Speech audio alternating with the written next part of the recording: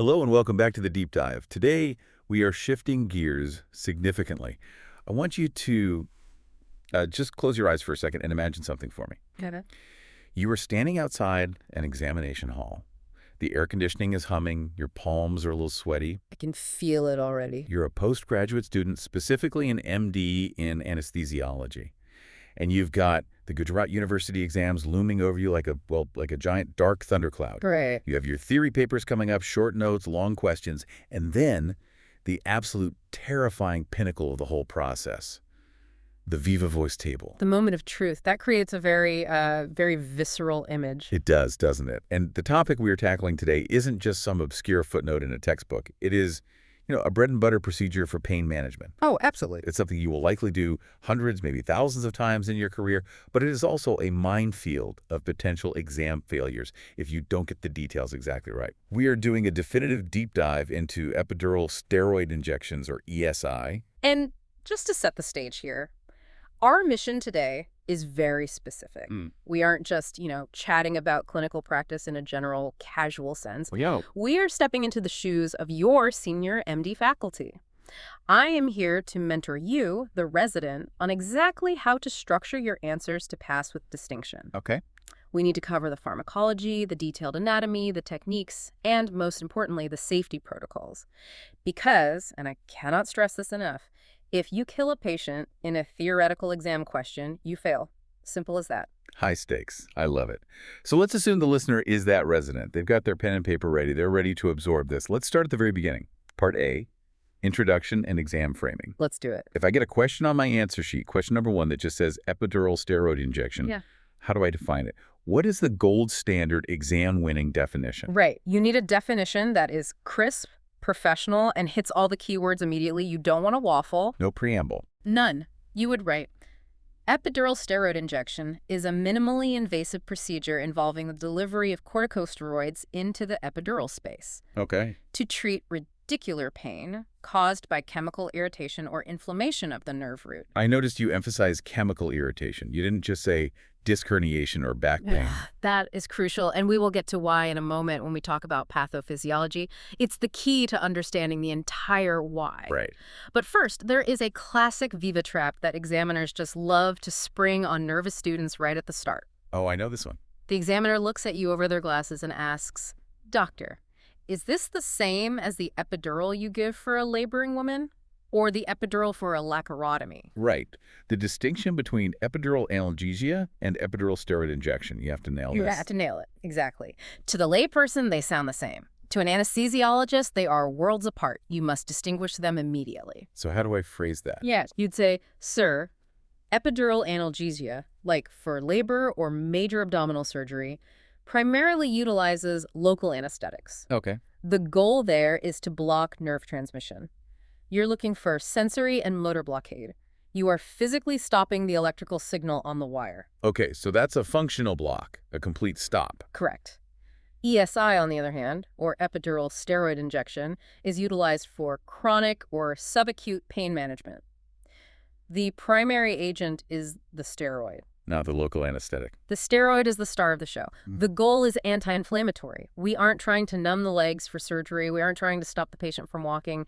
We are trying to put out a chemical fire raging around the nerve root. I like that analogy. So analgesia blocks the wire.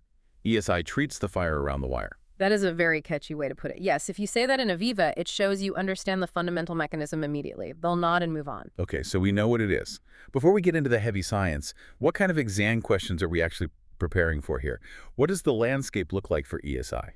In the theory paper, this is classic short note material, just classic. 5 marks, 10 marks. Exactly. You might see a question like pharmacology of epidural steroids or complications of transforaminal ESI. It's rare to get a full long question just on ESI, but it's a very common 5 or 10 mark short note. In the Viva. In the Viva, however, they will grill you on safety, specifically the particulate versus non-particulate debate. We'll spend a lot of time on that. Okay. And finally, you might get a clinical case. A 45-year-old male with radiating leg pain, and so on. You need to know how to manage that patient from start to finish. Okay, let's move to Part B, basic concepts. And this brings us back to that chemical irritation point you made earlier. This is marked as very high yield in our notes. The pathophysiology of radicular pain. This is where you score the extra marks. This is where you move from a pass to a distinction. A lot of students think sciatica is just a mechanical problem. All right. A disc bulges out, it physically pinches the nerve, and it hurts, like stepping on a garden hose. It seems logical, and it's what patients usually think, right? The bone is crushing the nerve. Yeah, that's what I'd assume. It is logical, and there is a mechanical component, but it's incomplete. It's not the whole story. Like, think about it. If it were just mechanical compression, you would primarily have numbness and weakness, a conduction block. Like when your leg falls asleep. Exactly. But pain, severe shooting, burning, electric shock pain, that is a chemical event. Yeah. That implies active irritation. It's an active process. So what is actually happening chemically? What's inside that disc that causes so much trouble? This is fascinating biology. The nucleus pulposus, the jelly inside the disc, is what we call an immunologically privileged site. It's sealed off from the body's blood supply from birth. So the immune system has never seen it? It doesn't know it exists. It's flying under the radar. Okay. But when a disc herniates, that nucleus pulposus leaks out into the epidural space. Suddenly, the immune system sees this foreign material. It's antigenically foreign, and it goes on the attack. It freaks out. It provokes an intense, aggressive immune response. You get what we call a chemical radiculitis. So it's basically an allergic reaction to your own disc material that is happening right next to a supersensitive nerve root. In a way, yes. That's a great way to think about it. And for the exam, you need to know the specific chemical mediators. You can't just say inflammation. You've got to name names. You've got to name names. The big villain here is phospholipase A2. Phospholipase A2, I remember that from basic biochem, but I'm a bit hazy. Why is that the villain here? Because phospholipase A2 is the enzyme that kicks off the entire arachidonic acid cascade. It's the rate-limiting step. Right. It liberates arachidonic acid from the cell membranes, and once that's free, it leads to the production of prostaglandin E2, leukotrienes, bradykinin, and a whole soup of cytokines like TNF-alpha and IL-1. So this chemical soup just bathes the nerve root. It bathes the nerve root, it causes edema, swelling, and intraneural ischemia. The blood supply to the nerve itself gets compromised. So the nerve is swollen, inflamed, angry, and restricted of blood flow. It's no wonder it's screaming. Precisely. And that is why we use steroids. If the problem was purely mechanical compression, a steroid wouldn't do much. You can't inject a drug to move a bone. Right. But because the problem is inflammatory, this chemical radiculitis, the steroid is the perfect antidote. It targets the chemistry, not the mechanics. That segues perfectly into the mechanism of action. If I'm writing a short note on pharmacology of epidural steroids, what are the core mechanisms I need to list? I assume it reduces inflammation isn't detailed enough for an MD exam. No, that's too undergraduate. You'll get maybe 2 out of 10 for that. You need to list 3 distinct mechanisms. Okay, 3 points. Mechanism 1, anti-inflammatory.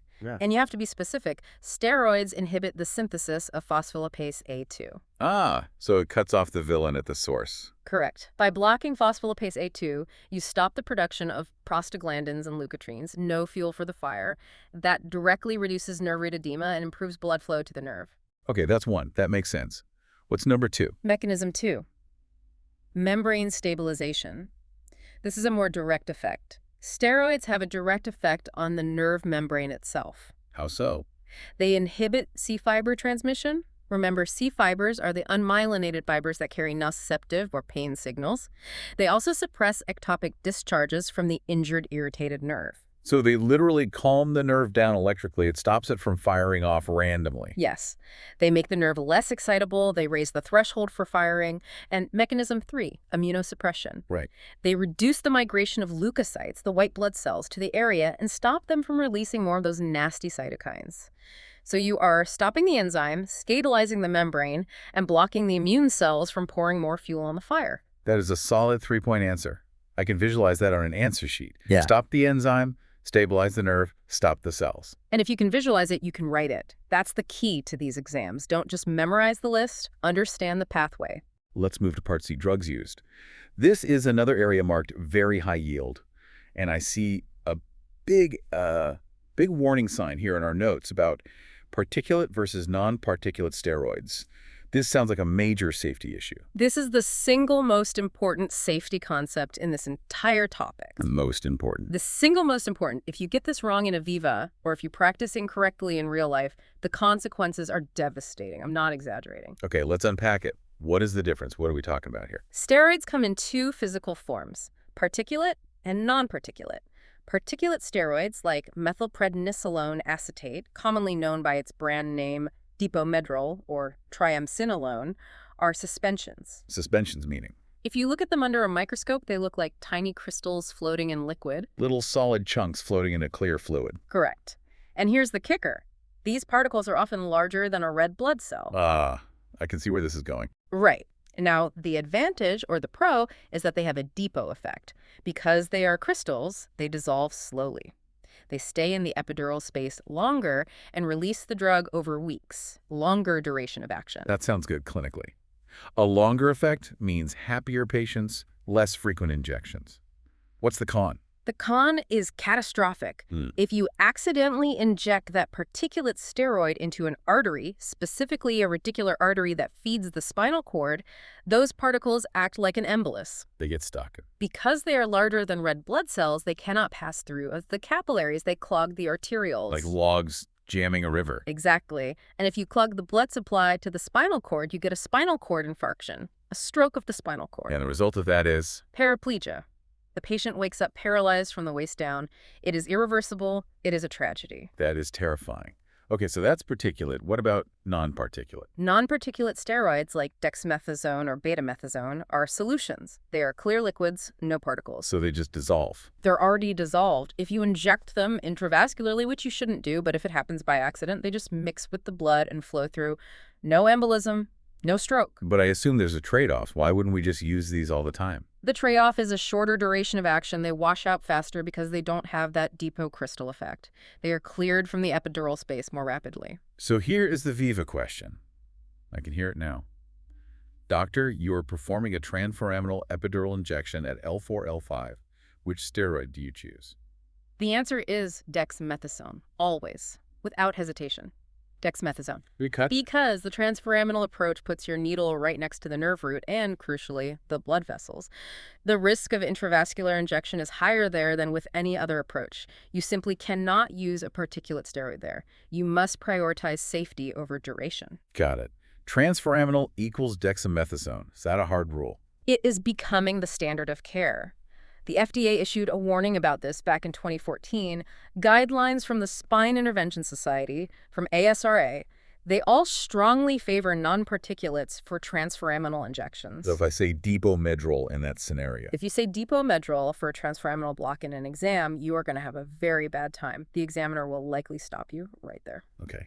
Clear as day. Now, what about additives? We often see local anesthetics mixed in with the steroid. Why do we do that? Is it just for pain relief during the procedure? That's part of it, but there are two main reasons. One is diagnostic, one is therapeutic. Okay. The diagnostic reason is for immediate feedback. Steroids take, 24 to 48 hours to start working, but a local anesthetic like lidocaine works in minutes. Right. If you inject lidocaine and the patient says, wow, my leg pain is gone immediately, you know you hit the right spot. You have confirmed you're at the correct pain generator. So it confirms your technical placement. It's a diagnostic block. Exactly. If the patient feels no relief, maybe you were at the wrong level. Maybe the L4 nerve wasn't the problem after all. Maybe it was L5. It gives you crucial information. And the therapeutic reason? It helps break that pain spasm cycle. The immediate relief can calm down the surrounding muscles and provide a sense of well-being for the patient. And sometimes we add saline, just plain normal saline. For volume. For volume, to dilute the steroid a bit, and also to create a washout effect. It helps to literally flush away some of those inflammatory cytokines we talked about from the epidural space. Let's move on to Part D, indications and contraindications, another exam favorite. Let's start with the big four indications for the answer sheet. If I have to list them, what are they? Number 1, lumbosacral radiculopathy. That's your classic sciatica secondary to a herniated disc. This has the strongest evidence level, level 3 evidence. The chemical radiculitis theory fits this perfectly. Okay, that's the bread and butter, the most common reason. The most common. Number 2, spinal stenosis. This is the central canal narrowing that causes neurogenic claudication. That's when the patient walks a bit and then has to stop and hunch over because of leg heaviness or pain. The classic shopping cart sign. Exactly. Flexion opens the canal, extension closes it. ESI helps here, but the evidence is a bit weaker than for acute discs. Why is that? Because the problem is often chronic bony overgrowth, which steroids can't dissolve. but it can help the inflammation that's associated with that chronic compression. Number 3. Degenerative disc disease with radicular symptoms. The disc is wearing out, maybe bulging a bit, desiccated, releasing some of those chemicals. And number 4. Failed back surgery syndrome, or FBSS. This is the tragic patient who had surgery, maybe a discectomy or a laminectomy, but still has pain. That sounds incredibly frustrating for the patient and the doctor. It is. It can be due to epidural fibrosis, which is scar tissue forming around the nerve, or it could be a recurrent herniation. ESI can help manage that, but it's rarely a magic bullet in those cases. Now, you made a distinction in the outline between radiculopathy and radicular pain. Yeah. Is that just exam pedantry, or is it clinically important? It is clinically important, and it shows a high level of understanding. Radicular pain is a symptom. The patient feels shooting pain down the leg in a dermatomal pattern. Right, the feeling. Radiculopathy implies an objective neurological deficit. Numbness, weakness, loss of reflexes. It means there's a conduction block on the nerve. Why does that matter for ESI? Because ESI works best for the pain. It's an anti-inflammatory. It is much less effective for fixing a foot drop or dense numbness. If a patient has significant weakness, what we call a motor deficit, they might need surgery to decompress the nerve. ESI might not be enough. You need to manage expectations. That's a very important distinction. Okay, now for the other side of the coin. Contraindications. What stops us from doing this? The red flags. Let's start with the absolutes. These are the do not pass go, do not collect $200 items. Deal breakers. Total deal breakers. Number 1. Systemic infection or local infection at the site of injection. You do not want to introduce skin bacteria into the epidural space. That leads to epidural abscess and meningitis. It's a nightmare. Bad news. Yeah. Very bad. Next absolute. Bleeding diathesis or anticoagulant therapy. This is critical for anesthesiologists. If you stick a needle in the epidural space, which is full of veins, Batson's plexus, and the patient is on warfarin or clopidogrel, you can cause an epidural hematoma. And unlike a hematoma in your arm, there is no room for the blood to go in the spine. It's a closed space. Exactly. The blood clot expands and compresses the spinal cord. It causes paralysis, and it's a neurosurgical emergency. So the coagulation profile must be normal. You follow the ASRA guidelines strictly. So if they are on warfarin, You stop it 5 days prior. The INR must be normal, usually less than 1.2 or 1.5, depending on the specific guideline you're following. You document it. okay, what about relative contraindications, the be careful list? Uncontrolled diabetes. We know steroids raise blood sugar. A single ESI can spike a patient's blood glucose for days. You need to warn the diabetic patient that their sugars might go haywire, and they need to monitor it closely. Congestive heart failure. Steroids cause fluid retention. That's the mineralocorticoid effect. You can tip a fragile heart failure patient into fluid overload and pulmonary edema. And pregnancy. And finally, pregnancy, mainly because of the fluoroscopy radiation risk to the fetus. We use x-rays for this, and we don't like irradiating babies, so it's a strong relative contraindication. Let's get to Part E techniques. This is the exam gold, the practical side. We have 3 main approaches: interlaminar, caudal, and transforaminal. Can you compare them for us? I'm picturing a compare and contrast table in my head for the exam. Let's visualize the spine. Imagine you are looking at the patient's back. First, the interlaminar approach. This is the classic technique. It is very similar to the epidural you place for labor, but usually done under fluoroscopy for pain procedures. Midline. You go between the lamina, usually at the midline or slightly paramedian, using the loss of resistance technique. What are the pros and cons? Pros. It's safer and technically easier for most anesthesiologists because we are trained in midline epidurals from day 1. It delivers medication to the dorsal epidural space, the back of the canal. Okay, but what's the downside? Cons. Think about the pathology. The disc herniation is usually in the front, the ventral space.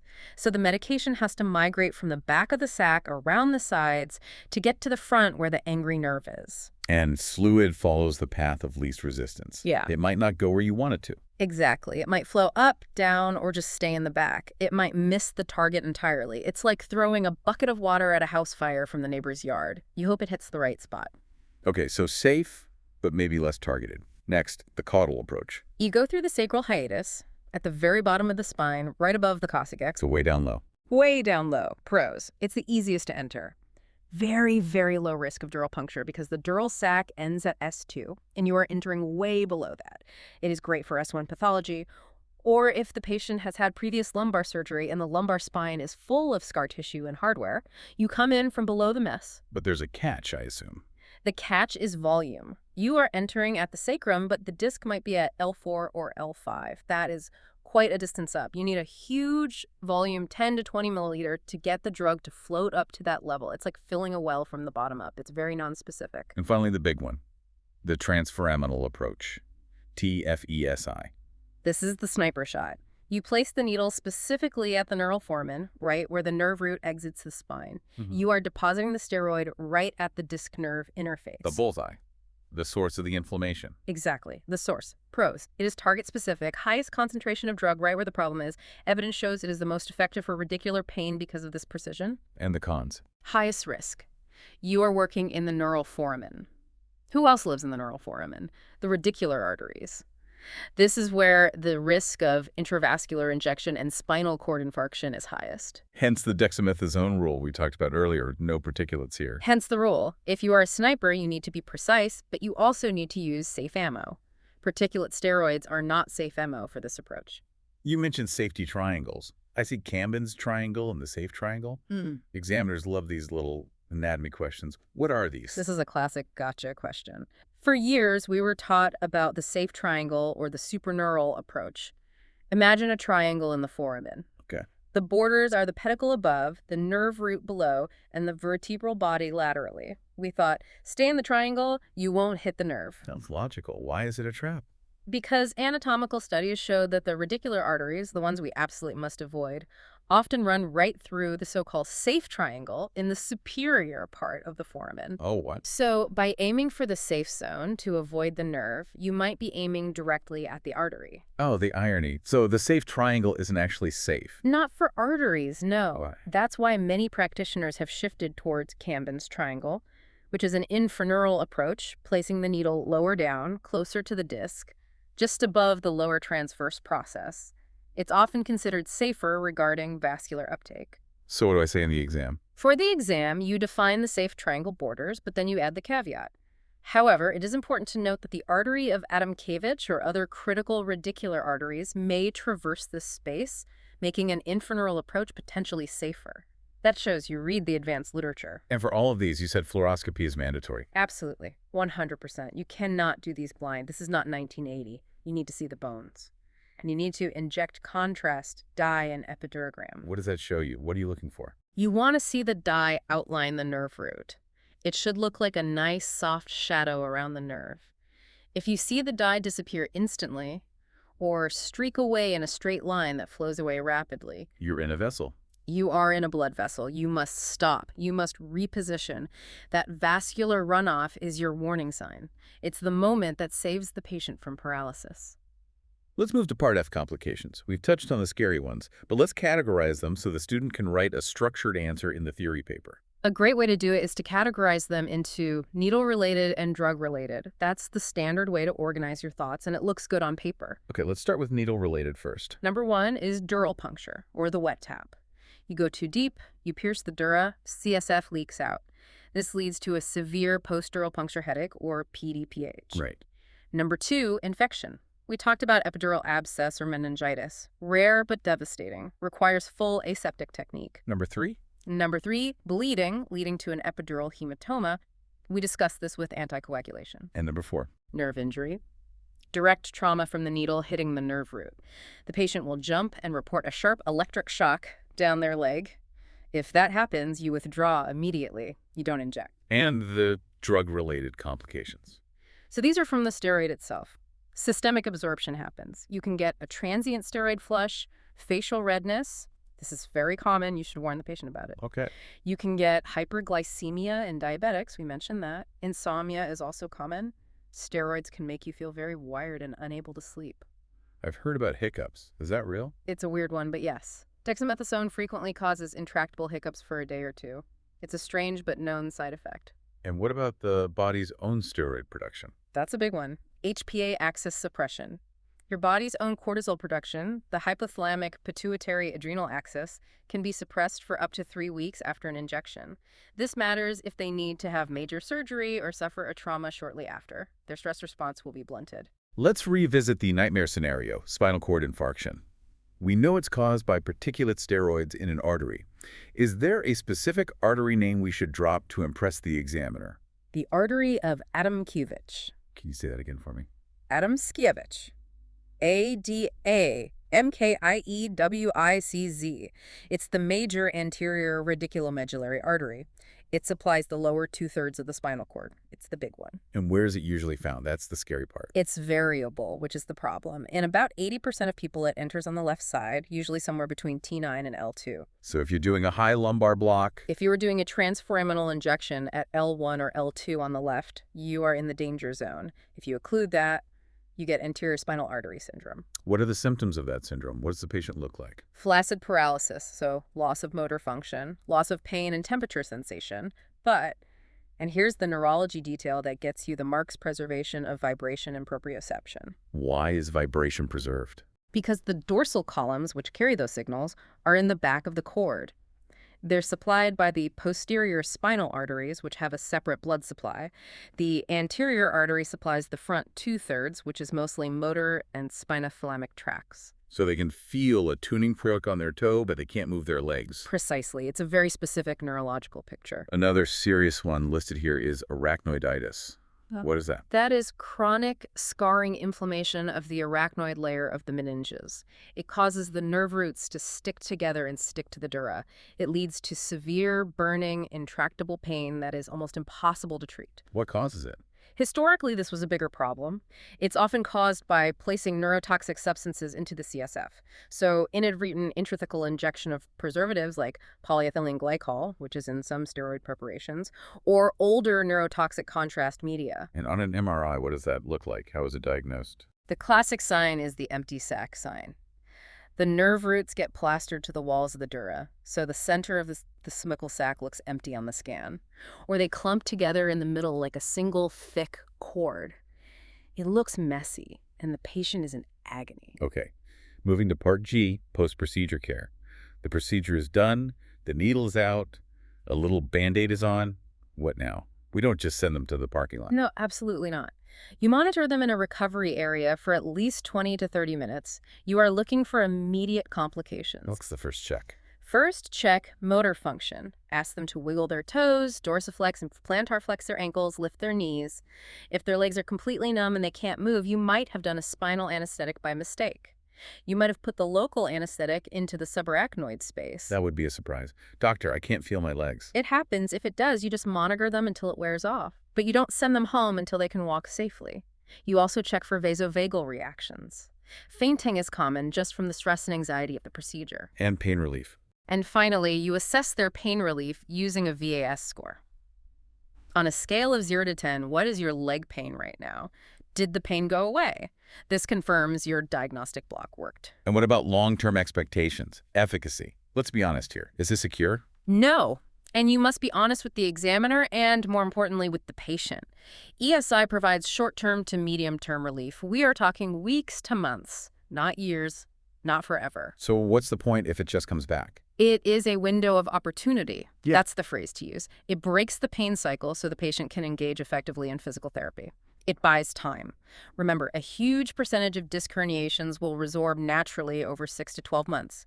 The body's macrophages literally eat the disc fragment. Oh, okay. ESI manages the severe pain while the body is healing itself. So it facilitates rehab and can potentially prevent or delay surgery. Exactly. It doesn't fix the arthritis or suck the disc back in. It manages the symptoms to allow natural healing and active rehabilitation to occur.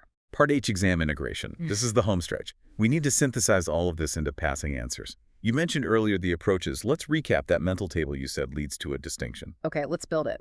The visualize table 1 approaches. Row 1, interlaminar, volume, medium, spread, dorsal, so it's in the back, safety, moderate. Okay. Row 2, caudal, volume, high, very high, spread.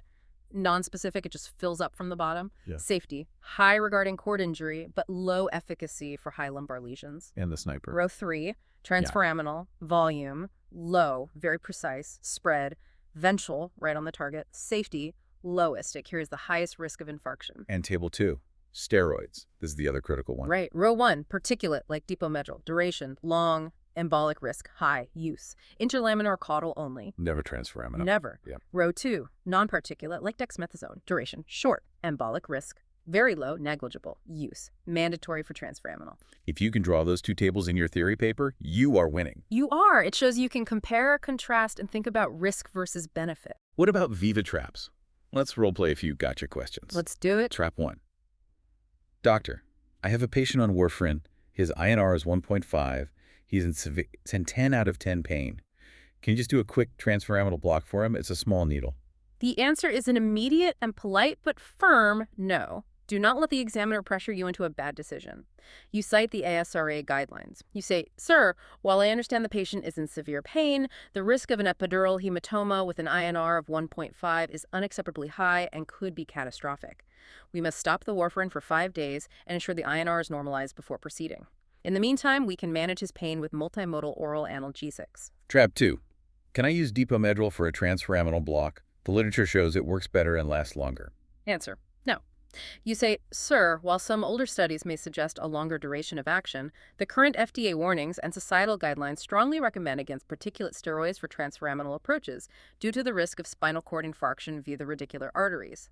Patient safety must be the primary consideration, so I would use dexamethasone." Perfect. Trap 3.